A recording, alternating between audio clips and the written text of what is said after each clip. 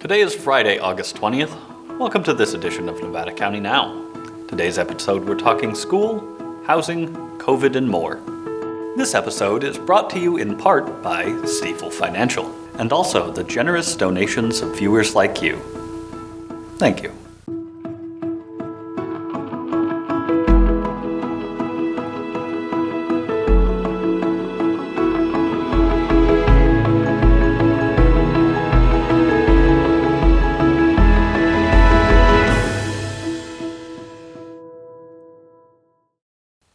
Hello and welcome to Nevada County Now. I'm your host, Cole Pettit.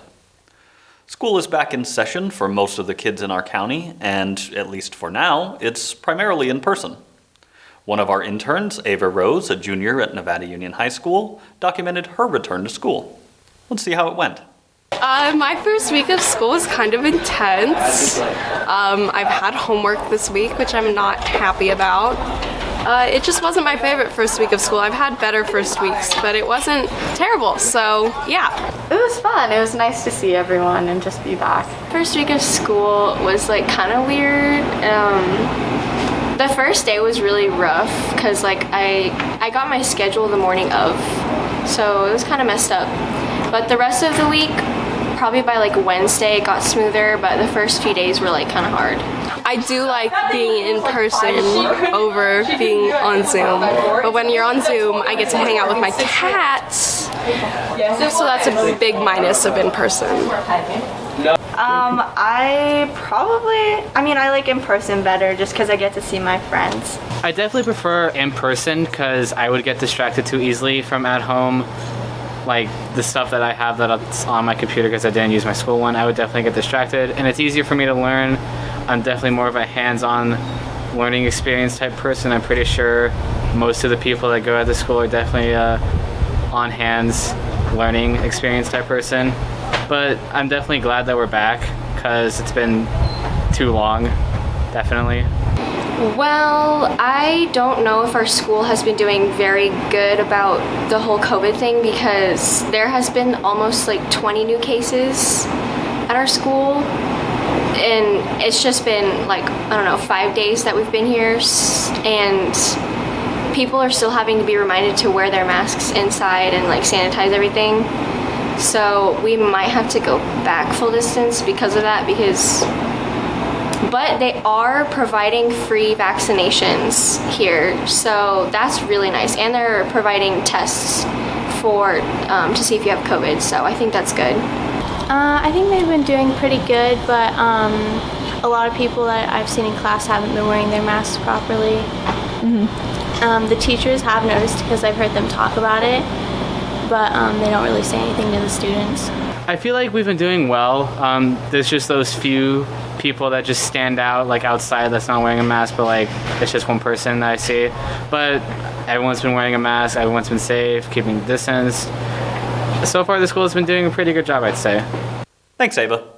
Unfortunately, though, there have already been a number of positive COVID-19 cases in multiple school districts in our county, including more than 30 at Nevada Union. Here's hoping we can get a handle on our COVID numbers so that no one gets hurt and our students can continue to receive the quality in-person instruction they need. As a community, we continue to see increased spread of COVID-19 as well. Our overall total now sits at 6,623 confirmed cases, 630 cases are currently active, our hospitalizations rose to 24, and we've had 4 more deaths, increasing our total to 81. With more on the COVID situation, as well as additional news from the county, here's Taylor Wolfe, Public Information Officer for the County of Nevada. Hello and happy Friday, everyone. For today's Nevada County update, I'll be sharing the latest on COVID-19, reminders how to stay prepared for fire season, PG&E power shutoff events, and staying healthy during this smoky weather. We continue to see some of the highest COVID transmission in recent weeks since the pandemic began in early 2020. There were 441 total new cases last week in Nevada County and 443 new cases the week prior. Comparing Nevada County to the state, we are experiencing more than double the weekly average of new cases and test positivity rates. With the high transmission rates we are seeing in the community, Nevada County Health Officer, Dr. Scott Kellerman, has issued a mask mandate requiring people to mask up in indoor public spaces and outdoor crowded spaces, regardless of their vaccine status. Masks are an effective way to limit the spread of COVID-19 in our community and help lower transmission rates and impacts on our local healthcare system. Updated signage for businesses that reflect the mask mandate is available on our website at mynevadacounty.com/coronavirus/businesses. Currently, Nevada County's vaccination rate sits just below 60% for fully vaccinated residents. Even though the Delta variant is 60% more transmissible, and we have seen some breakthrough cases in fully vaccinated individuals, vaccines continue to be the best way to prevent serious illness and death from COVID. All 3 vaccines continue to be readily available in Nevada County. Make your appointment at myturn.ca.gov. If you have COVID-like symptoms or had an exposure to someone else with COVID-19, get tested by making an appointment at lhi.care/COVID testing, or you can purchase testing kits at many local pharmacies. Nevada County is also accepting applications from local organizations that have responded to the negative impacts of the pandemic with programs that increase our community's resiliency. Under the Community Resiliency Grants Program, nonprofits, businesses, and special districts can apply for up to $100,000 in grant funding. Learn more and apply online before September 10th at mynevadacounty.com/purchasing. As our Office of Emergency Services continues to work on the recovery process from the river fire in South County in early August, we continue to encourage residents to stay prepared for fire season, PG&E public safety power shutoffs, and stay healthy in this smoky weather. We held our annual Code Red emergency alerts test this Tuesday, sending Code Red alerts to every resident registered for our Code Red system throughout the day. We saw over 7,000 new Code Red registrations in August alone and estimate that about 86% of Nevada County households have registered for Code Red emergency alerts. If you have not registered already, visit readynevadacounty.org/emergency alerts to sign up. This week, we also saw more red flag warnings for dangerous fire weather and some of the first of PG&E's public safety power shutoff events of this year in neighboring counties, and we continue to have unhealthy, smoky weather due to nearby fires in the state. Stay prepared by having your go bag ready, parking your car towards the roadway with that full tank of gas, and have food, lighting, and water for power shutoffs available, as well as knowing how to open your garage door if power is unavailable. In smoky weather like we are seeing, try to minimize your time outdoors when possible and stay hydrated by drinking plenty of water, especially when air quality index scales are reaching into the hundreds. Find more information and resources at readynevadacounty.org/smoke impacts. Last but not least, we've received over 350 very generous donations for the river fire survivors through the Nevada County Relief Fund, raising over $100,000 in just 1 week.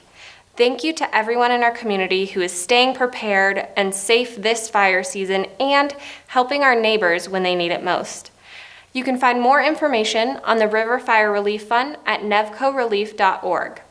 That's it for my Nevada County update this week. Find all this information and more by subscribing to our weekly newsletter at mynevadacounty.com/Nevada County News. Have a great weekend. Thanks, Taylor. Housing can be difficult to come by in our community, particularly the lower income variety.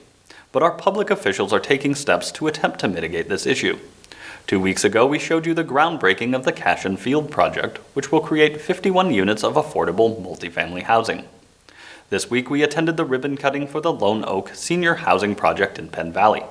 This recently completed project consists of 31 apartments for seniors aged 62 and over. Let's take a look at this event. Oh, this has just been a special day, having a ribbon cutting for this 31 apartment complex for seniors today. And as we all know, in Nevada County, and the state for a matter of fact, though, housing is a desperate need. Well, housing is a board priority, whether it be affordable, low income, or whether it be single family. We have to meet everyone in the population.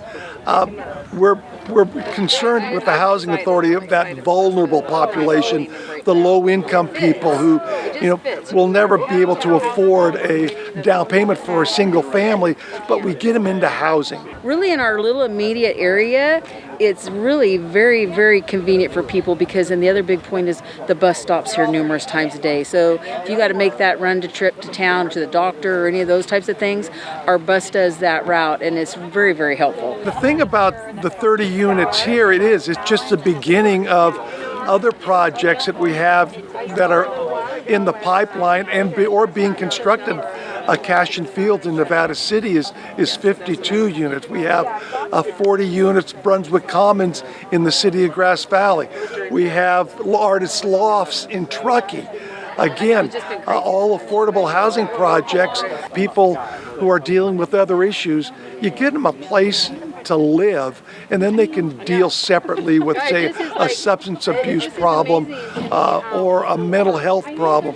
Get them in a place to live, and then they can focus on that, but get people into housing. And to me, that's the first step and the key step that has to occur.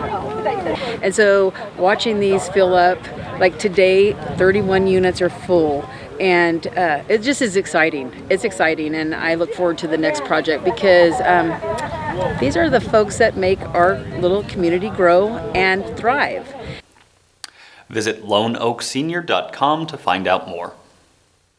The U.S. Forest Service Pacific Southwest region is announcing a temporary closure of 9 national forests to better provide public and firefighter safety due to the extreme fire conditions throughout Northern California.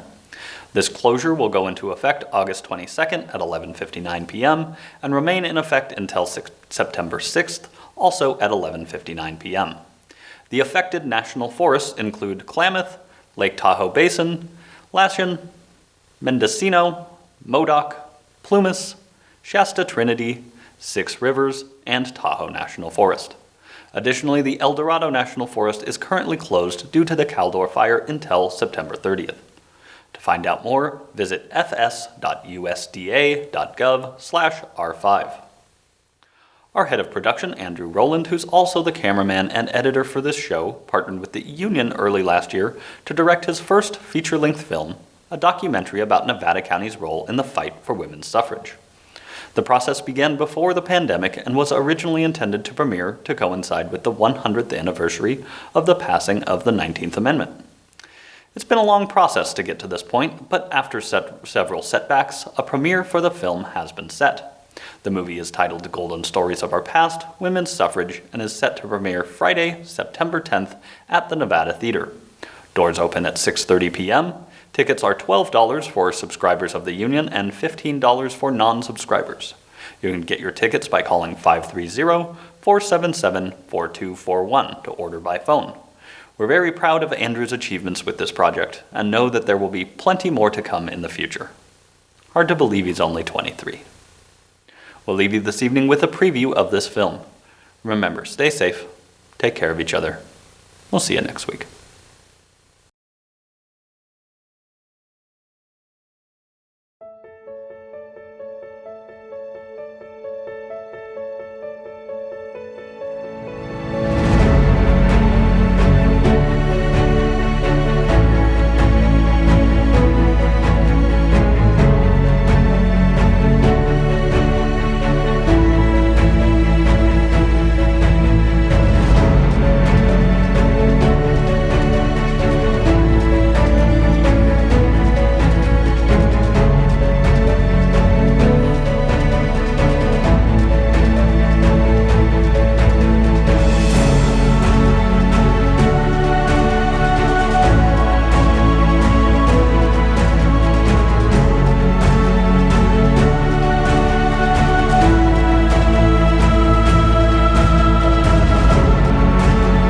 None of us have lived in a time when women didn't have the right to vote. Women's rights are human rights. We have to see people are complicated. We have a lot of work to get done. It makes me more hopeful for the future for my own daughters. And to think that it took place right here in Nevada County.